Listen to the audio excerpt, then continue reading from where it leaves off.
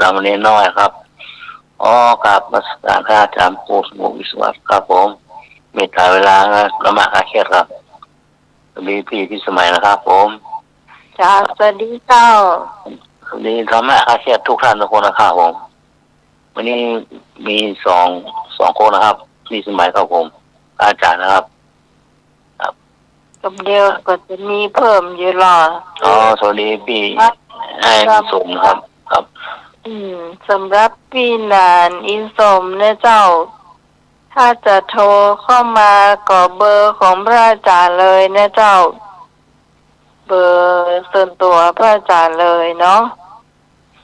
มีการบวกเข้าไปได้เลยถ้าเป็นการที่ว่าเพลงนั่นมีการตอบการทายมีอยู่2 คนนี้นะชื่อ2 อย่างนี้นะบางทีเขาเจ้าก็บอกโอ้แล้ว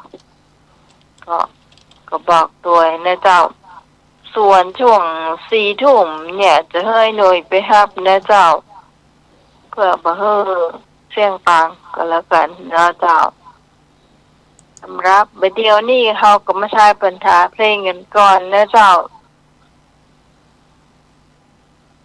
รู้จักเพลง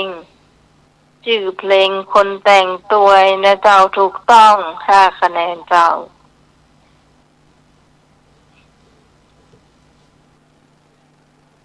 053ครับ